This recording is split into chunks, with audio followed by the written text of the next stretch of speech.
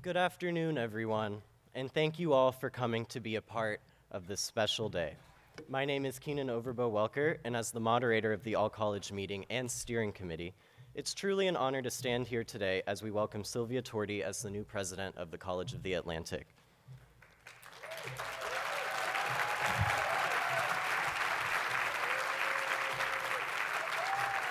Sylvia's journey is not only an inspiring one, but I think it speaks directly to the heart of our college. She's not only an accomplished leader in higher education, but a writer, ecologist, and someone who values connection, whether it's between people, disciplines, or the environment. And I think that's something that we all can appreciate here. In her time as Dean of the Honors College at the University of Utah, Sylvia made a huge difference, expanding diversity and creating opportunities for students to engage in global issues. But what stands out to me the most is how she did this. She didn't just focus on numbers or policies. She built relationships, listened to voices of all backgrounds, and worked to make sure everybody felt included in the conversation. That's the kind of leadership Sylvia has shown is coming to COA, and I know we'll feel right at home here.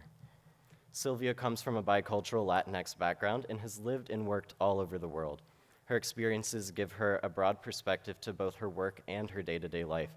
And that feels especially meaningful in a place like COA, where we're always thinking about our role in the world, about how to make a difference, not just locally, but globally. And having a president who understands that complexity and who has lived it is something I know we all should be excited about.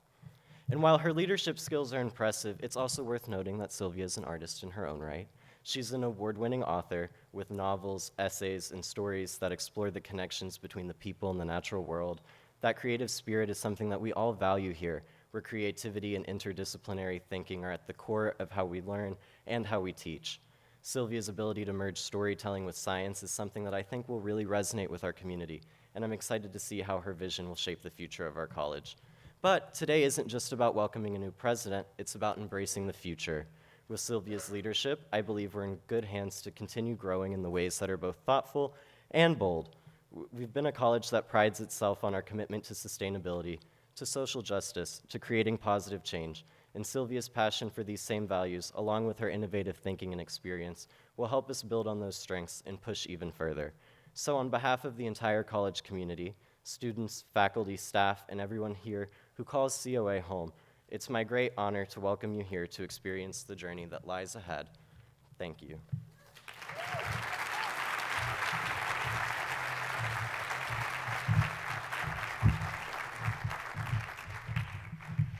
Hi, everyone. Hi. Thank you, Gray.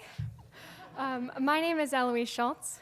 I am an alumna of the college from 2016, and it's my honor to share with you a poem that I was asked to write for this occasion. One Small Place. When the priests sold this property for $1 to the college, do you think they knew what would come to be here? One might think that they lived in unobtrusive ways, in days of solitude and silent prayer, but that's the trick of the pastoral, to soften the audacity of history. Come upstairs with me, to the library window. I'll show you where their giant neon cross once stood, a beacon for boats crossing Frenchman's Bay. In its place, the first hopeful students built a windmill, which ignited years later from the friction of its own movement, and left a flat ring of stones, which now faces across the bay an array of modern turbines turning steadily. Ours is the story of beautiful failures and our faith in what follows. Every ruin beneath your feet sings of those who arrived and laments those who were forced to leave, those who cut the paths and laid the tracks, paved the roads and stacked the stones that lined the sidewalk on your first walk to school, as someone took your hand and held hope and grief in the other. The earth now is as noisy as it's ever been. Never has it been harder to hear the calls of birds or the commotion of insects, the ocean's chatter drowned out by engines of trade, the flow of water long since turned to the flow of money and endless interest. But these ways of living are not inevitable. Beneath those mountains are even older mountains. Behind this sentence is a door we haven't seen before. 3 miles from here, there's a path in the forest leading to the crumbled stones of an old estate atop granite scraped by glaciers and glazed by fire. A porcupine lives there, and a fox, regarding each other from mossy dens on either side of the collapsed road. I'll take you there, after it rains, to smell the sweet firs and see the few chanterelles emerging steadily from a litter of oak leaves, to climb carefully down the steps and find the moldy old boot perched atop a stump in an empty grove, a stage in the forest's theater. There's a common ground for us here, beyond priests and robber barons, a place where actors and audience change places in the classroom, the field station, the auditorium. Here, generosity is our greatest asset, and our inheritance not something owned, but shared in how we tend and attend to each other. Where a child brings a box to the wildlife vet and removes the lid to show a monarch butterfly whose fragile wings are torn.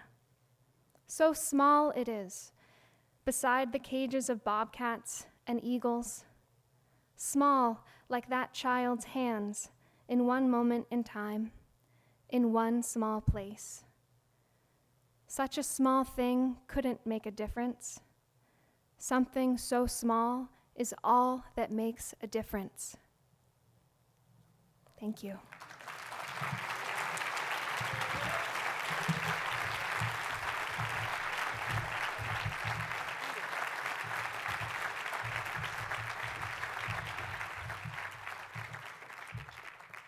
Hello, everyone. My name is Beth Gardner, and I'm the chair of the board of the College of the Atlantic. If people can feel joy in a moment and an occasion, I wanted to assure you that institutions can too. And joy is definitely the emotion that we all feel here today on the campus of the College of the Atlantic. I wanted to extend one more very warm welcome today to Sylvia's family and friends who traveled so far to be here with us today and to support and celebrate her with us, and tell you that we're all thrilled to welcome Sylvia into our COA family.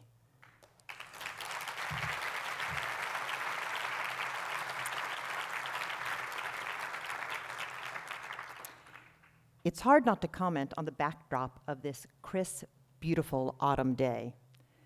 There's something else that's reflected in Sylvia's inauguration today. It's the deep and powerful collaboration that we, as an institution, put into everything that we do. 1 year ago this month, we formed a search committee of students, staff, faculty, alumni, and trustees who worked tirelessly as a united group to find the next president to lead the College of the Atlantic. We were searching for a human ecologist, just like many of you here. We found one in Sylvia, who is a human ecologist to her core. She will build on all the hard work and all the heart and soul that each and every one of our former past presidents put in to this place. Today marks a beginning, but in reality, it's just a continuum of everything that COA stands for.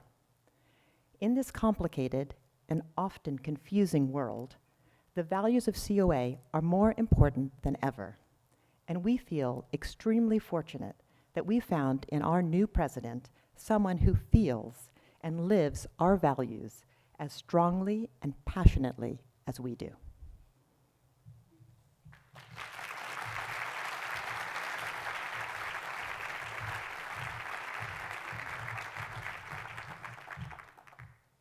Hello, everyone. My name is Ken Hill, and I'm the provost of the college.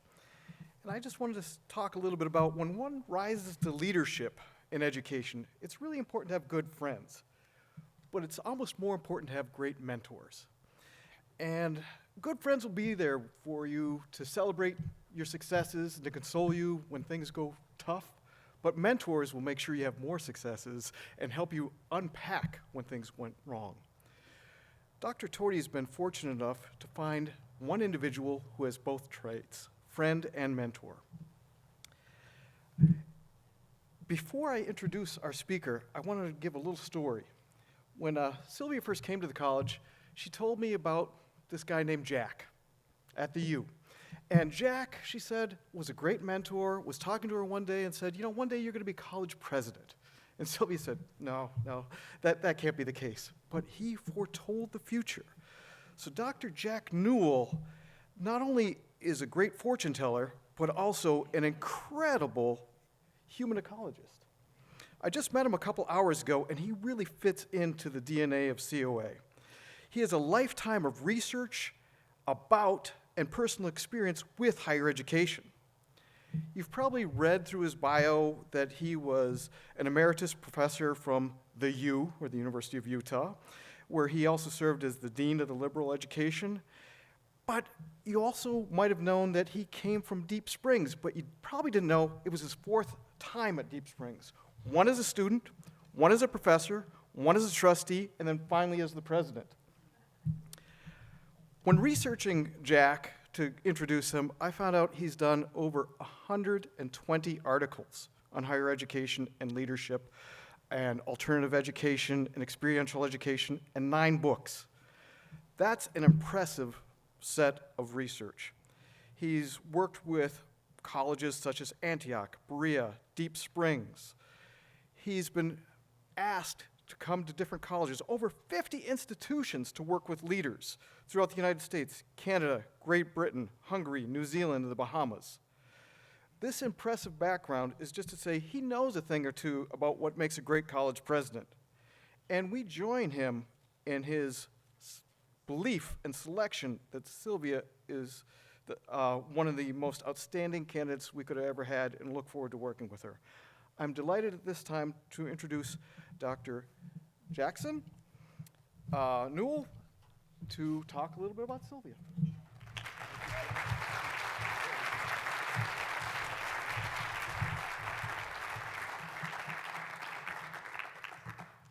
Thank you, Ken Hill, for a very lovely introduction. I wish I measured up to that guy you described.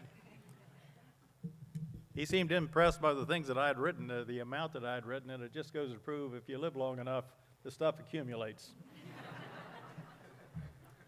Chairperson Beth Gardner and members of the Board of Trustees, President Sylvia Torti, and members of your staff, faculty and alumni, both new and old, and the point of all this excitement, students.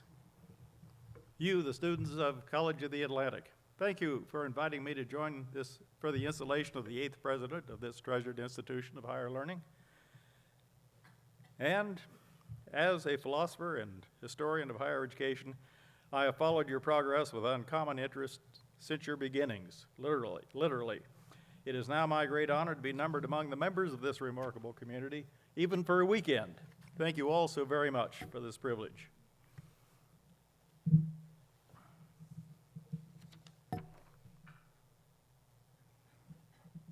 Got ahead of myself here. I was teaching at the University of Utah in the Honors College in 2011 when 5 candidates for the deanship gave public presentations. I attended each one. The first 4 came from afar. They had long histories of leading honors programs, and well, they waxed eloquent about their administrative skills and triumphs.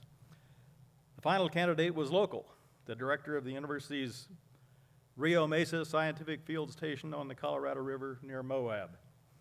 She talked about ideas, big ideas, like what do students stand to gain from a robust liberal arts and sciences education, and the promise of faculty and staff working together across campus to create reality-based learning.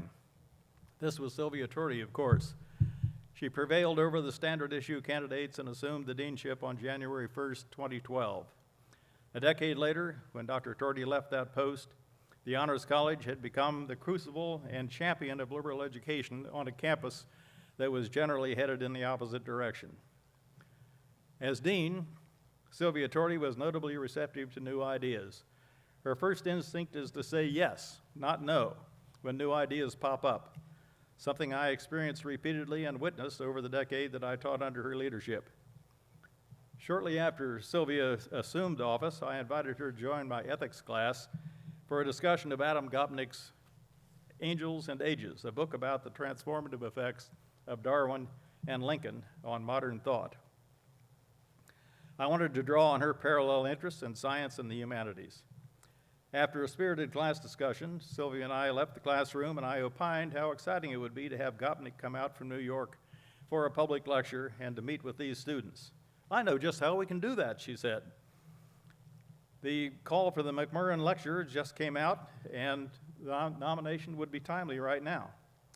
She and I teamed up to craft the proposal. Gopnik was selected by the university-wide committee, and his lecture that spring served as a fitting prelude to a remarkable meeting with these students.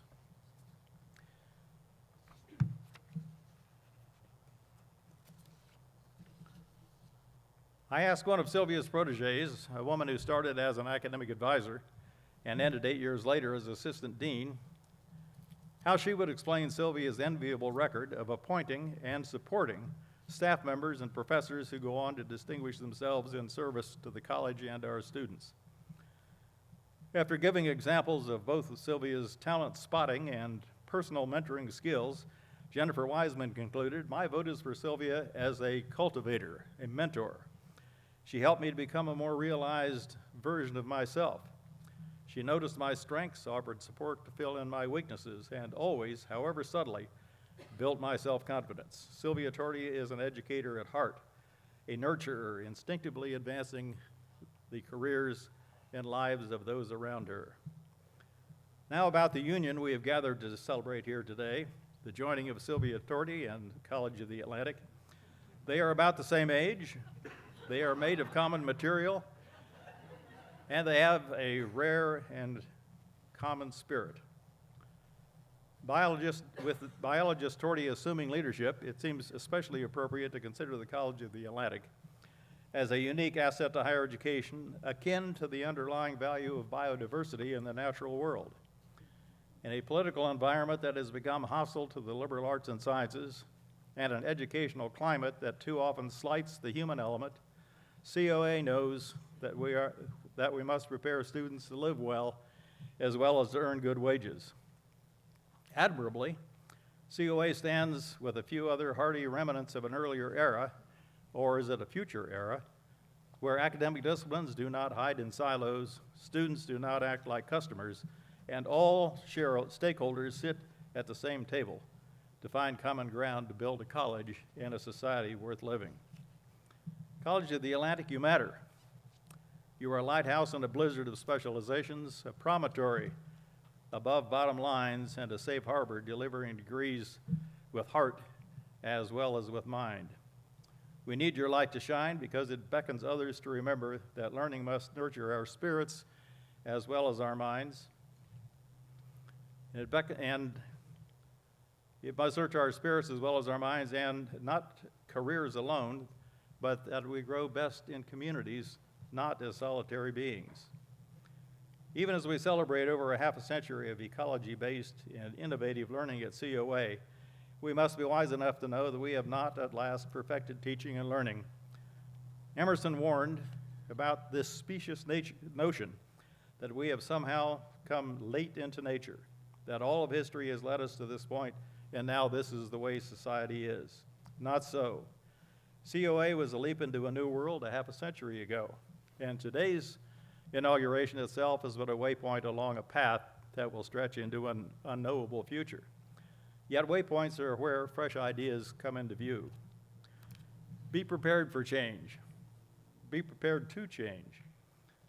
The Gull Island Institute in Massachusetts, Outer Coast College in Sitka, Alaska, Thoreau College in Wisconsin, and Tidelines Institute near Glacier Bay are sprouting up now as COA did a half century ago. Be prepared to learn from these colleges even as you mentor them. They are embracing the challenges of the 21st century as you did the 20th. We must all ask ourselves if we are preparing this future generation of students to face the mess we have made of this planet and the lives of so many of its inhabitants. Savor and share the best that you have discovered and practiced.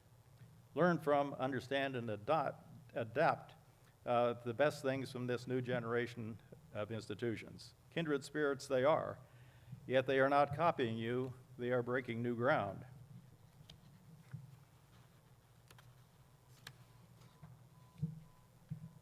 I conclude with two stories that resonate with Sylvia Torti's leadership philosophy.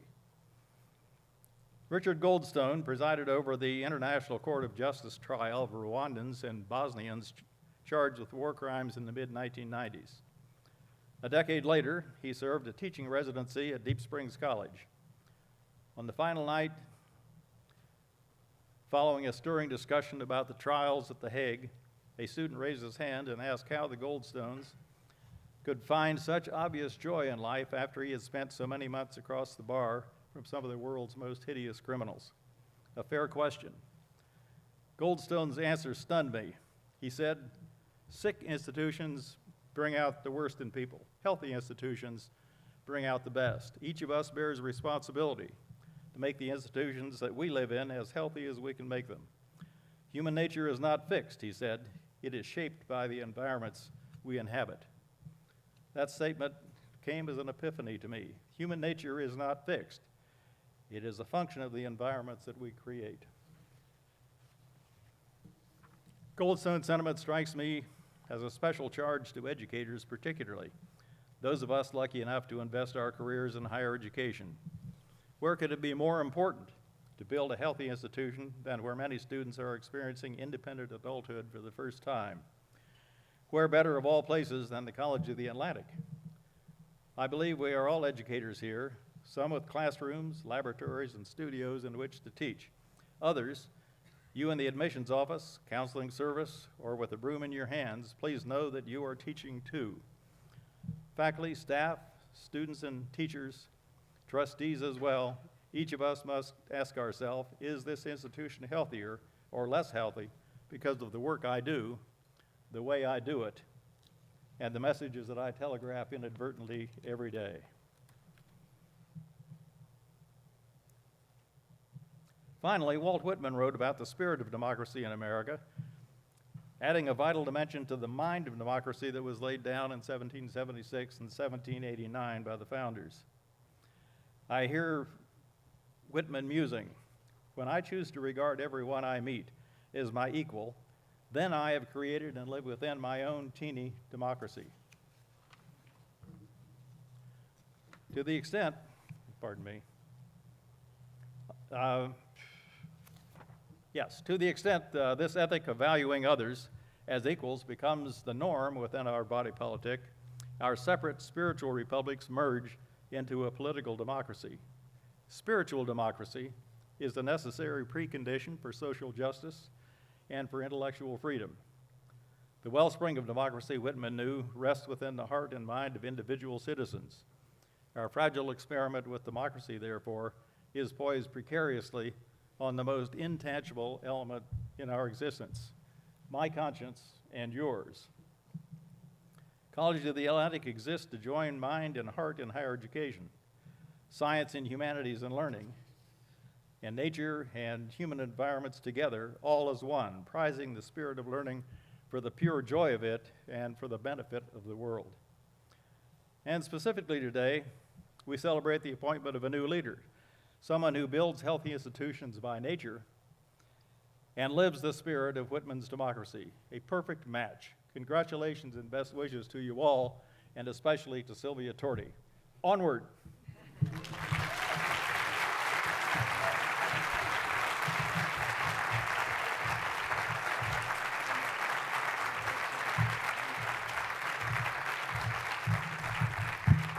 Thank you so much, Dr. Newell. Can everyone hear me okay? How exciting is this? Yeah? I am looking out at this beautiful crowd, and if you're a visitor today to COA, I just want you to know we are not a fancy crowd, and if you look around, we are dressed up today. We have faculty in regalia. We are looking good. This is how excited we are to have Dr. Sylvia Torti here. I am Courtney Collum. I am professor of food studies here at College of the Atlantic and the associate dean of faculty. And as Ken said, we are so excited that Sylvia has picked some fantastic friends and mentors and colleagues to speak today. So I get to introduce our next keynote speaker, and I am so honored. Next, we're going to hear from Dr. Kathryn Bond Stockton. If you're unfamiliar with Dr. Stockton's work, I promise you, you're in for a real treat. Dr. Stockton has had a truly distinguished career, so I'm not going to share an exhaustive list of all her work and accomplishments, but please look them up. I've been listening to YouTube presentations for days, and I'm so inspired. I do want to share a few highlights with you, though. Dr. Stockton is a distinguished professor of English at the University of Utah, where she teaches queer theory, theories of race and racialized gender, and 20th century literature and film. Dr. Stockton is also the former Associate Vice President for Equity and Diversity at the University of Utah, and the inaugural Dean of the School for Cultural and Social Transformation. If you've never heard of that school, look it up. It is a kindred spirit to COA, and I think we're going to get to hear a little bit more about it today. Dr. Stockton is also a really prolific author, having written dozens of articles and book chapters and numerous books, 2 of which were national finalists for the Lambda Literary Award in LGBT Studies. Those books are Beautiful Bottom, Beautiful Shame, Where Black Meets Queer, and also The Queer Child, or Growing Sideways in the 20th Century. I'm going to start reading these next week if anyone wants to join me for a book club.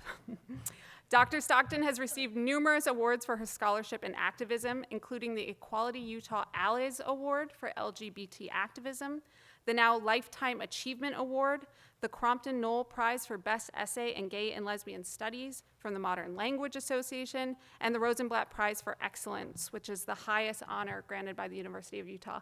And I deleted like a whole paragraph of awards because I knew we didn't have time. Dr. Stockton has presented her work at scores of universities around the world, including now College of the Atlantic. So please join me in welcoming Dr. Kathryn Bond Stockton.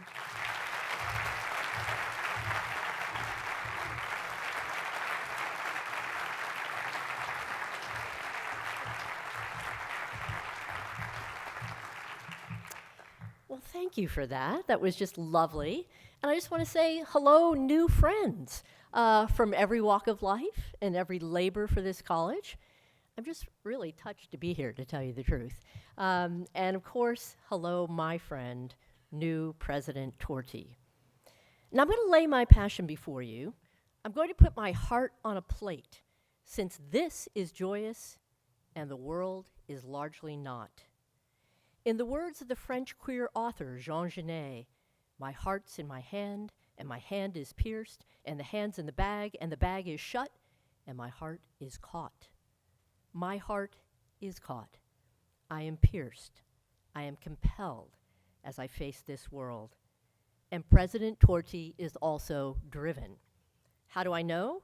Can I sense it in her style, her sly ideas, her warm engagement, her novel cages? Get it from your bookstore. You'll love her even more. Yes, she's compelling.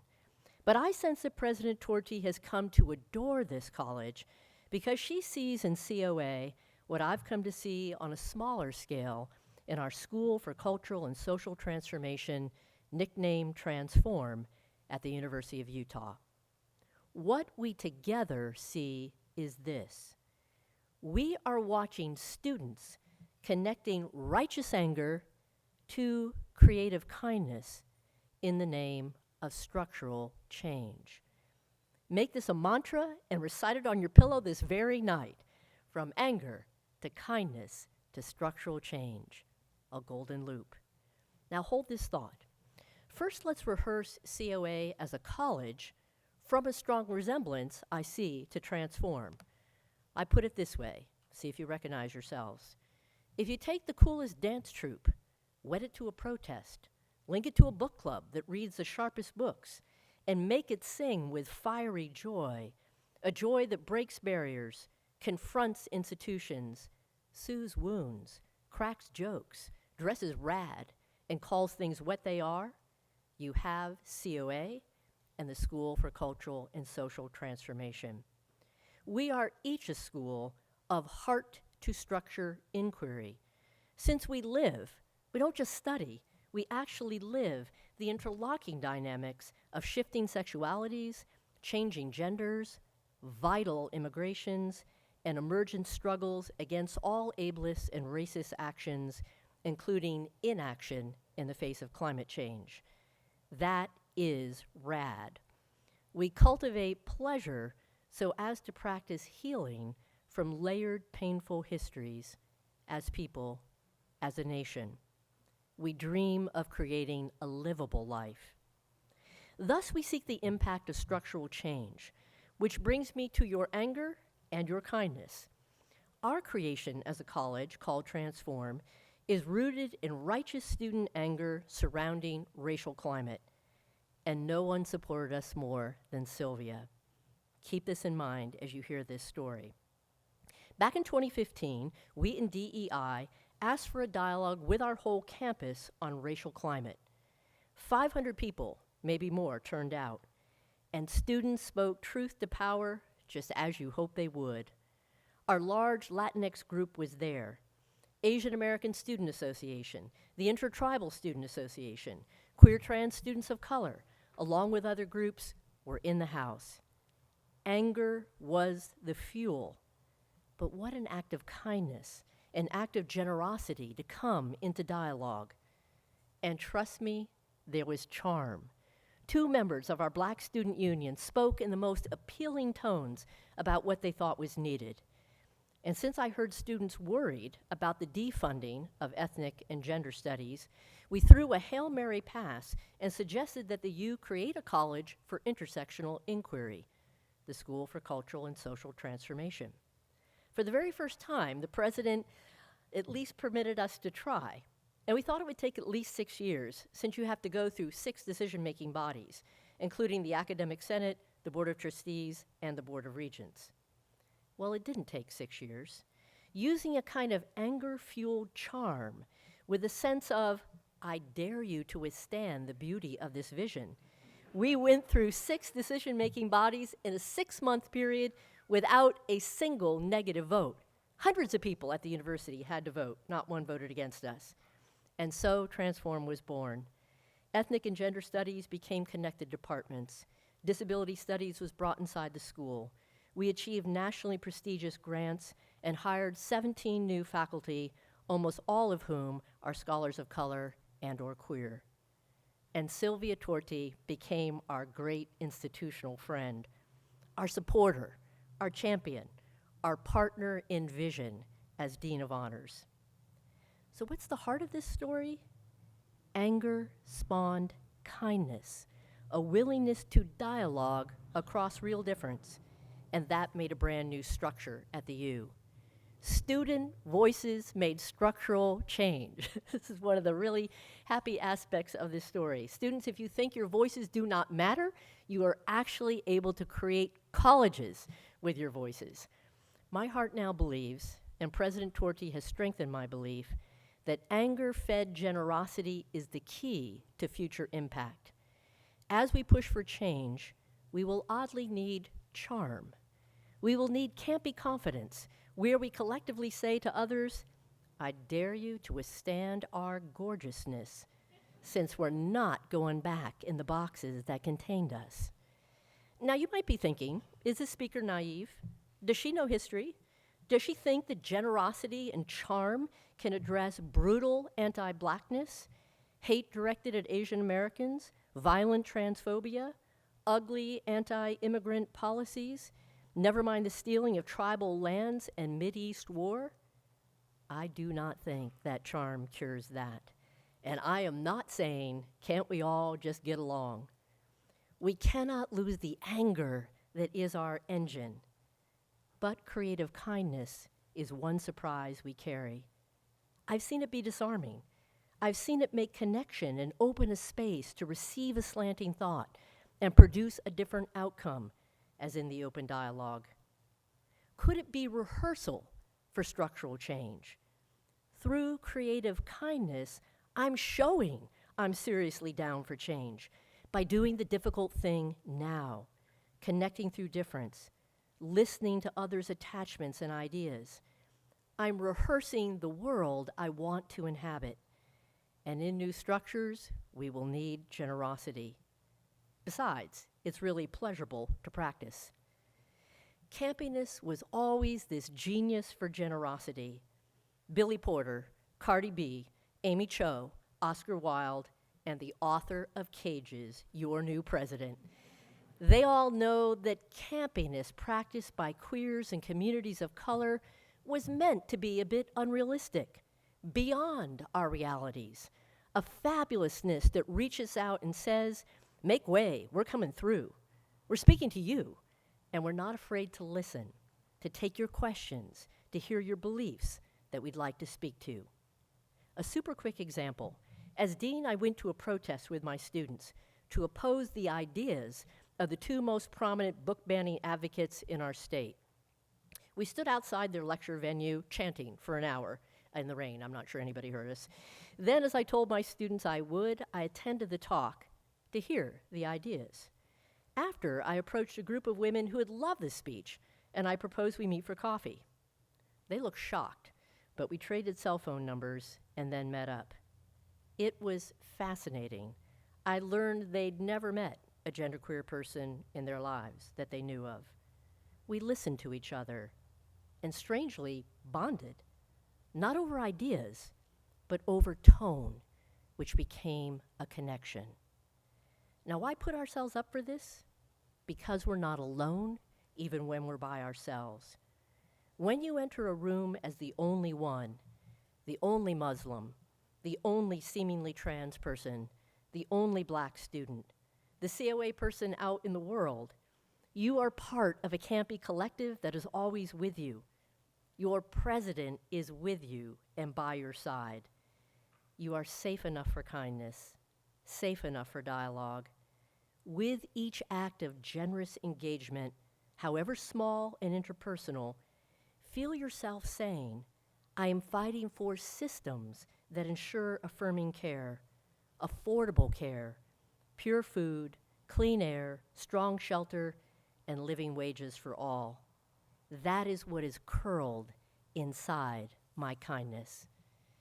And so I leave you with the words of Gabriela Mistral, the poet diplomat who was the first Latin American to win the Nobel Prize in Literature.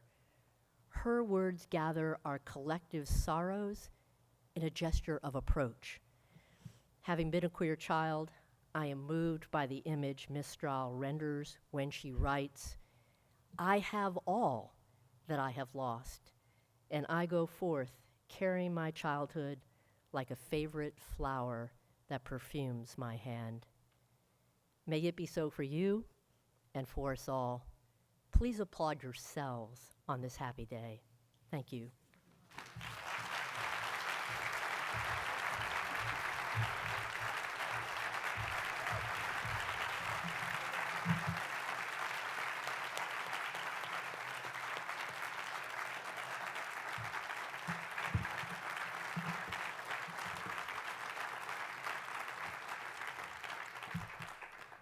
Well, my heart overflows and my mind is expanded from our keynotes and our poetry this afternoon. Thank you all so very much.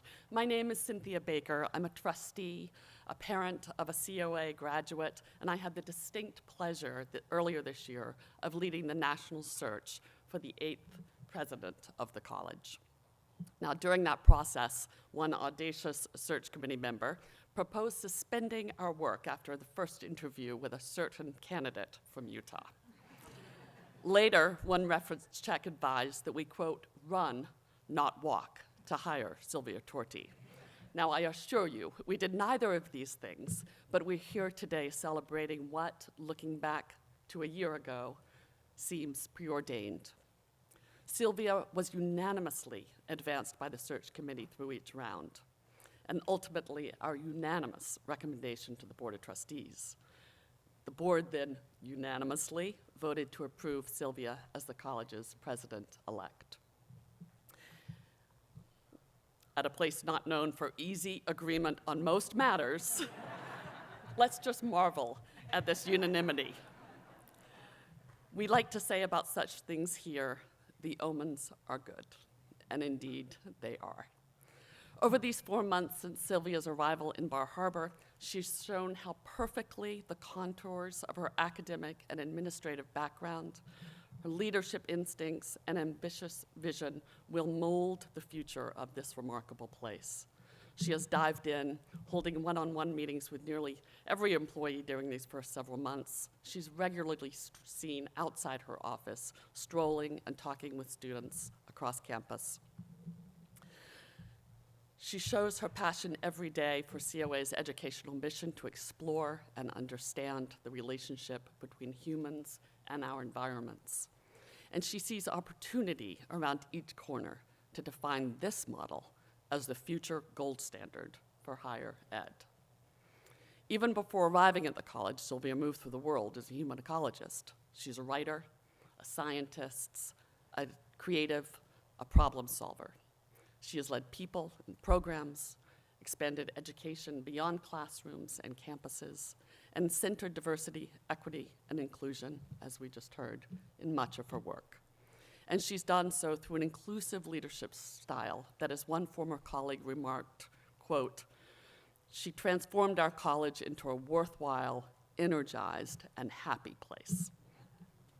Enterprise, actually, was the word. Interesting word choice.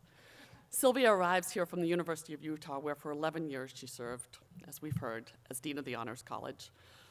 Prior to the Honors College, she directed the university's Bonderman Field Station, a 30-acre off-grid research site that serves students and faculty from every discipline. Needless to say, shepherding COA's 2 islands, 2 farms, and 2 other active field stations are directly in Sylvia's wheelhouse. She received her PhD from the University of Utah's School of Biological Sciences in ecology, focused on the phenomenon of natural monocultures, for which she worked and conducted research in Panama, Trinidad and Tobago, and the Democratic Republic of Congo. She earned her BA from Earlham College, a community not unlike COA's, and where she also recently served as a trustee. Sylvia is a prolific writer as well, with publications ranging from scientific research papers to opinion pieces to fiction. Her first novel, The Scorpion's Tail, earned her the Miguel Marmol Award for Best Debut Latinx Fiction. Her most recent novel, Cages, won the Schaffner Award for Music in Literature. A former colleague shared that Sylvia, quote, "has a novelist's understanding of character and personality." This serves her well in understanding faculty, students, and staff. We are here today to celebrate a new chapter in COA's history. Sylvia stands on the shoulders of giants, former presidents of the college, who we're so privileged to have with us here.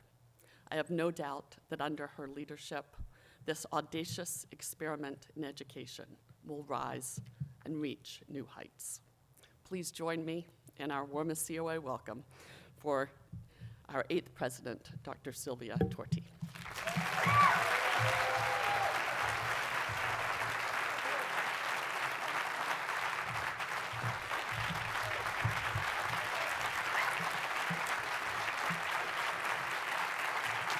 Thank you. Thank you.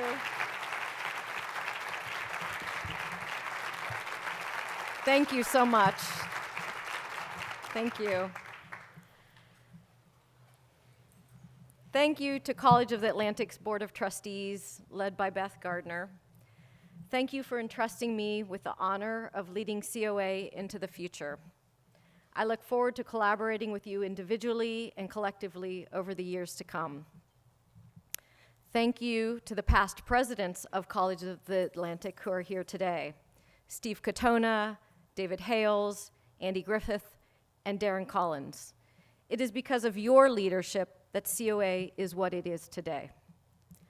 I'd like to take a moment to recognize our most recent president, Darren. Thank you.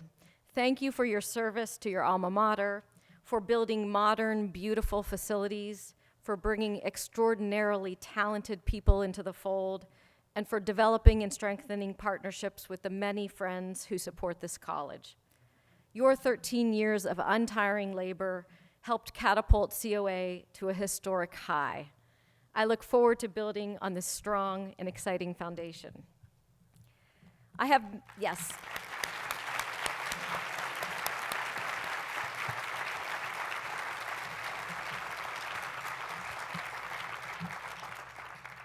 I have immense appreciation for the COA community, faculty, both current and emeriti, hardworking staff, our alumni, students, families, and friends. I value the ways that you attend to and sustain the vibrancy of this place. You are College of the Atlantic. Finally, I want to thank the people of Bar Harbor and Mount Desert Island. Scott and I have appreciated a warm and generous welcome everywhere we've gone, whether it be to the hardware store, the Y, a park service office, medical appointments, or restaurants. We felt embraced by the community. Thank you so much, Eloise, for your poem. Thank you, Kathryn and Jack, for speaking so eloquently and with such genuineness, seriousness, and joy. Your remarks reminded me of how much I benefited from the years when together we followed the directive of John Lewis, the great congressman and civil rights activist, to make good trouble. We did a bit of that. I especially thank friends and family who traveled to be here today. I am so fortunate. Because we find ourselves at an institution of education, I want to say a few words about teachers. Last April, I got a late-night text from my friend Andy, who's here. In typical Andy style, it said, "Yo, wanna jump on Dezo?" I understood this to mean that he was inviting me on a week-long rafting trip down the Green River through Desolation Canyon. Of course, the answer was yes. After we'd enjoyed 2 days of sunshine and warmth, followed by a full day of rain, snow, and hail, after we'd eaten dinner and I was crawling into my tent, Andy said, "Tomorrow, I want to talk about teachers. Who are your teachers?" What an interesting question, I thought, as I lay there under the desert night. And some months later, I thank you again, Andy. This is a profound question, one worth asking and re-asking at different moments in our lives, because the answers shift with the shape of our years, evolve as we move through experiences, change as we recognize lessons in memories or relationships that perhaps seemed irrelevant or inconsequential or difficult at the time. The question itself is a teacher. So before I move on to thoughts about COA, this place where we are all teachers and all learners, I'd like to note a couple of my important teachers who are here. First, my mother, whose expansive intellectual and cultural curiosity, whose fierce support of big dreams, whose tenacity of spirit has taught me to develop some of the same in myself. Of the same generation and lineage, I thank Uncle Jimmy, who grounded my childhood in the rewards of farm work. He taught me to drive a tractor at 13, which I thought was cool, but then I realized he didn't want to mow the back field. A pickup truck at 14. He taught me to cinch up a saddle and to properly muck out a stall. The third teacher to mention today is my son, Adrian. There's no version of the world in which I'm the current me without you. Since your earliest days, I've learned by watching you. Your calm temperament, your non-judgmental nature, your ability to find everyone's good. More recently, your perspectives on power and the environment, economy, and culture have helped shape my way of seeing the world. Your insights now as an adult regularly inform me. This is the dynamic of why I'm so grateful to be in education, because educational spaces drive intergenerational relationships. Students are learners, but they are also important teachers.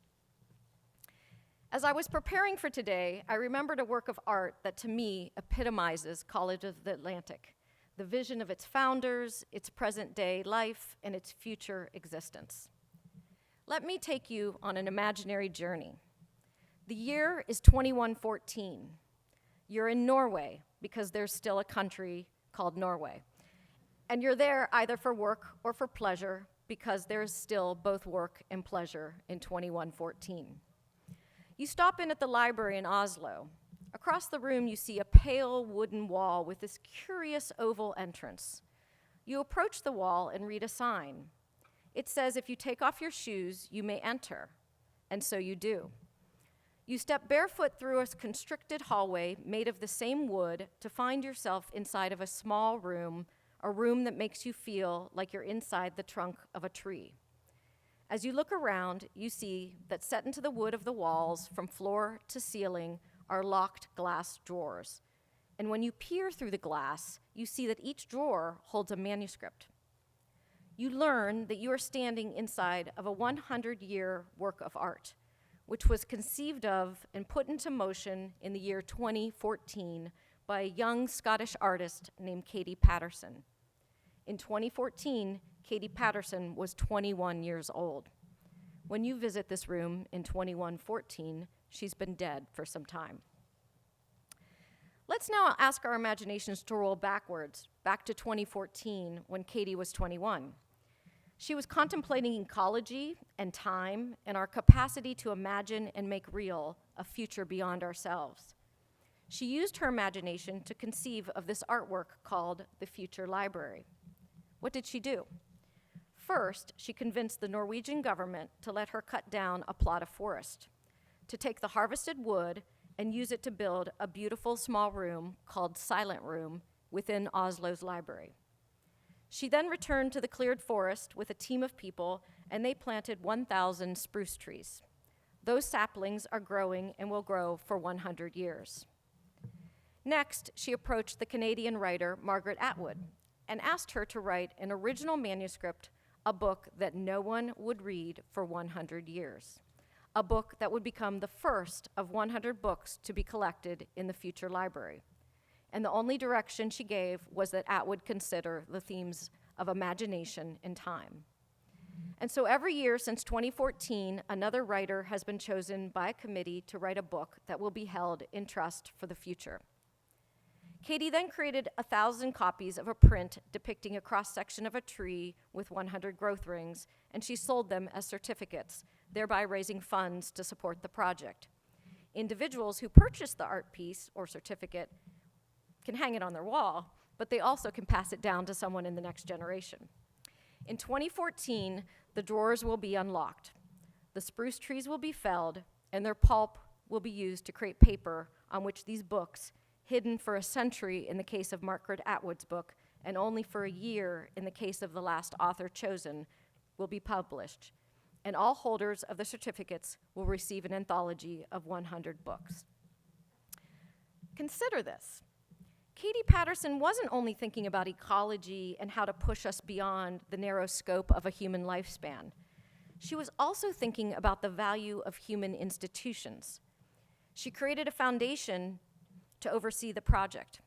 She negotiated a 100-year legal agreement with the city of Oslo. She considered financial sustainability.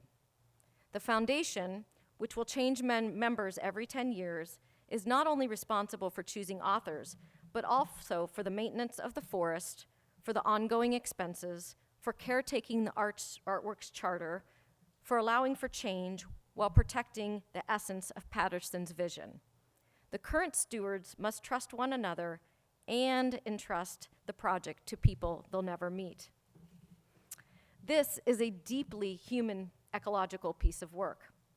The Future Library hinges on faith in our shared humanity and trust in our ability to shape the future for good.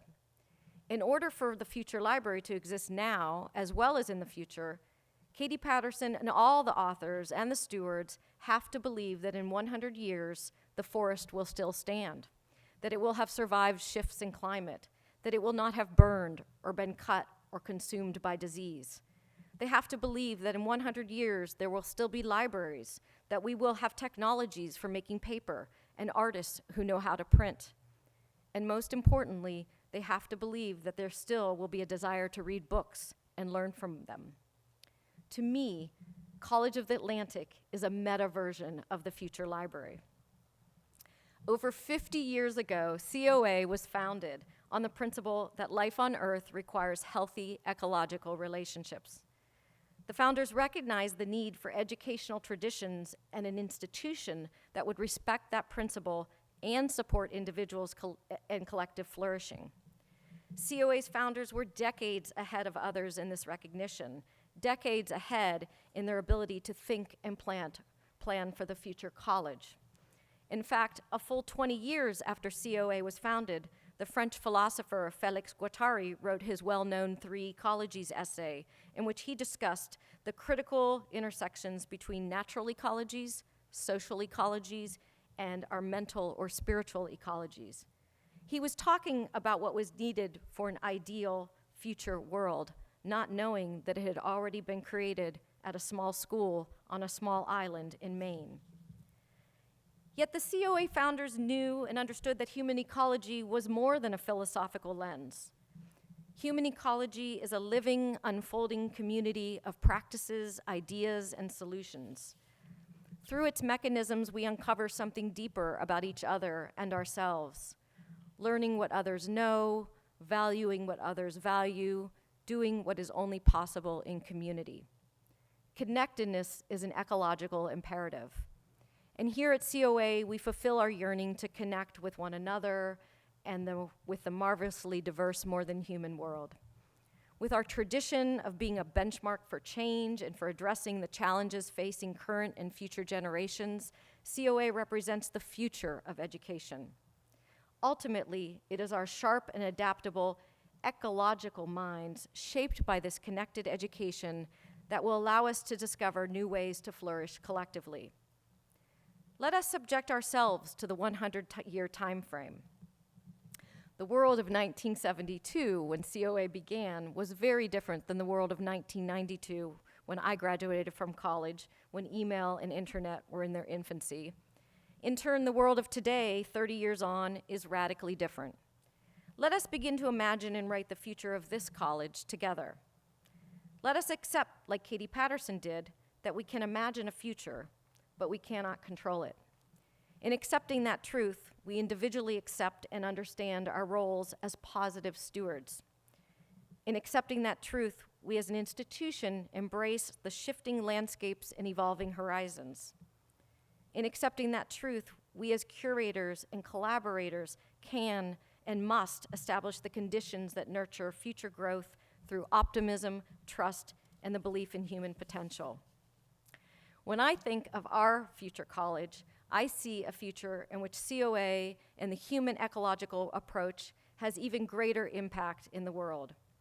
A future where our alumni continue to move through the world ethically and thoughtfully impacting businesses, organizations, and their communities. I see students, like so many I've met these past months, whose creativity, can-do energy, and refusal to accept the status quo insist that we continue to build upon the COA foundation in ways that allow us to nurture the relationships, the connections, and the actions that make our place and our place in time better. Let us behave with this understanding that our present is also our future. If we do so, this knowledge then becomes our hope and our guide. It is the book and the library, our present, and the world's future. Let us feel confident that 100 years from now, students will be reading texts, both actual and metaphorical, imagined and authored by COA students today. Let us be confident that 100 years from now, a thriving COA community will be bustling through the fall term of the college's 153rd year, that a new generation of students and their families, alumni, staff members, professors, trustees, and friends are gathering in celebration, looking back on the important groundwork that we and those before us and those after us have laid for them, grateful for our refusal to accept the status quo, for our continuing vision of connectedness as an ecological imperative, and for our practice of human ecology as a living, unfolding community of ideas and solutions. Thank you.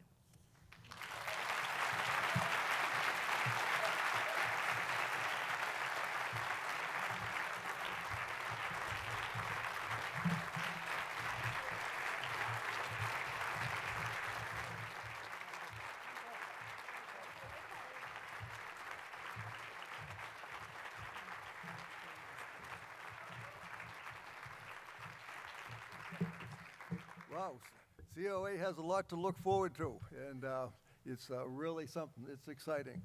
My name's Hank Schmelzer, and I'm a vice chair of the board of the college, and I'm Marty Samek, vice chair of the board of College of the Atlantic. Sylvia, on behalf of the Board of Trustees of College of the Atlantic, it is our honor, our privilege, and our great delight to welcome you and to invest you as the 8th president of College of the Atlantic. We do so using the symbol of the college. Ocean, mountains, people are denoted on this symbol. And they are all together in a circle, reminding us that everything is connected. It's symbolic of human ecology, and we are so delighted to present it to you. Congratulations.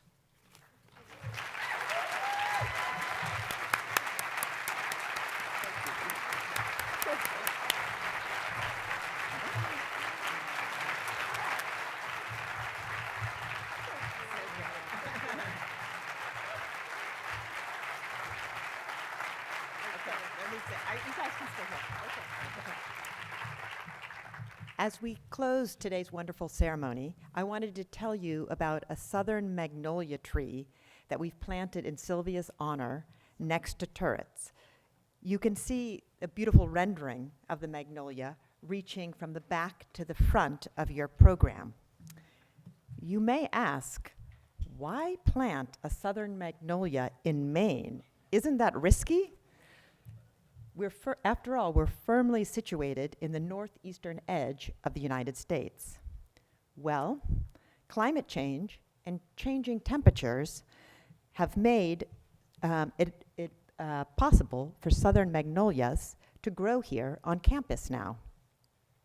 As Barbara Myers, our head gardener at COA, so eloquently said, planting this type of tree is a risk. But COA has always been about risk. From the very beginning, when Ed Kalber, our first president, and our other founders took a risk to start this new college on an island in Maine. We survived that first year, and we thrived. As an institution, we've shifted and evolved and adapted to our times. Planting this tree is a bold choice, and it's a wonderful symbol of COA's past and COA's future that now Sylvia is firmly a part of. I'd like to invite all of you now to join us in the Newell Gardens, which is also warmly known as the Red Bricks, for refreshments and more celebration.